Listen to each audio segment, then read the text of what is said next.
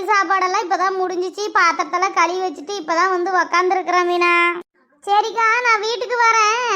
ஒரு 4 தோசை சுட்டு கொஞ்சம் தேங்காய் சட்னி மட்டும் செஞ்சு வச்சிருங்கக்கா. என்னது 4 தோசை சுட்டு தேங்காய் சட்னி அரைக்கவா? என்ன பேசிட்டு இருக்கிற? அது ஒன்றும் இல்லைங்கக்கா, சமைக்கலான்னு தான் பார்த்தேன், கரண்ட்டே இல்லை.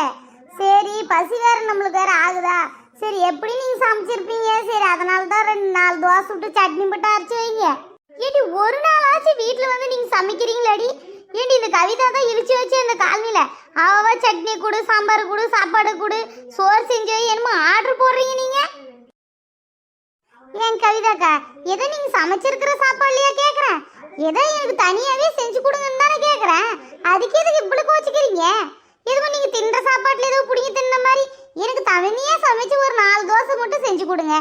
என்ன ஒரே ஒரு 4 கடலை, ஒரு 2 தேங்காய், ஒரு பச்சை மிளகாய், லைட்டாக 2 உப்பு போட்டாக்க சட்னி ஆக போகுது. ஏதோ ஒரு தோசை மாவில் ஒரு 4 கரண்டி, ஒரு தோசைக்கு ஒரு கரண்டி சுட்டா வேலை முடிய போகுது. எதுவும் இப்படி சலிச்சுக்கிறீங்க? யாரு? நான் சலிச்சுக்கிறேன். நீங்களாம் அப்படி சுறுசுறுப்பாக வேலை செய்கிறீங்க. ஆமாம், ஒரே ஒரு கேள்வி கேட்குறேன். உங்கள் வீட்டில் தோசை மாவு இருக்கா இல்லையா? இருக்கு, தோசை மாவு இருக்கு.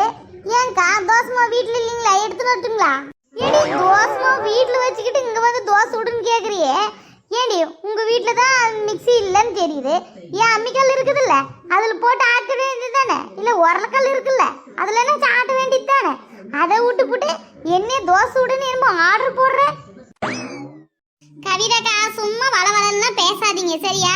அதெல்லாம் எடுத்து நம்ம கல்லில் போட்டு ஆட்டி அதை செஞ்சு சாப்பிட்றதுக்குள்ள போதும்னு ஆயிரும். தான் நான் கிளம்பிட்டேன், நீங்க சீக்கிரம் தோசையை மட்டும் சுட்டி வைங்க சரியா? வைக்கிறேன். அடி அடி அடி வச்சுட்டா போன அதுக்குள்ள. இவங்க வீட்டுல எல்லாம் செஞ்சு சாப்பிட்ட மாதிரியே இருக்காதா? ஒரு நாளாச்சு நிம்மதியா நானும் எங்க வீட்டுக்காரரும் எங்க புள்ளிகளோட வச்சு நான் சாப்பிட்ட நாளே கிடையாது. என்னைக்காச்சு எவளாச்சு குழம்பு ஊத்து, சாப்பாடு ஊத்து, சட்னி ஊத்து, அதை ஊத்து, இதை ஊத்து. இன்னைக்கு தாண்டா நம்ம யாரும் நம்ம வீட்டில் வந்து சாப்பாடு கேட்கலன்னு நினைச்சேன், ஆரம்பிச்சான். பெரிய மினிஸ்ட்ரிவ தோசை சுட்டு வச்ச உடனே வந்து அபுக்கு நபுக்குவா. ஷோ எல்லாம் என் நேரம் எனக்கு. ஏங்க உங்களுக்கு இந்த மாதிரிலாம் ஆயிருந்தா எனக்கு கமெண்ட் பாக்ஸ் ஆமாங்க இந்த மாதிரி ஆயிருக்குதுன்னு சொல்லி போடுங்க. மறக்காத நம்ம வீடியோ வந்து ஃபாலோ பண்ணிக்கோங்க, சப்ஸ்கிரைப் பண்ணிக்கோங்க.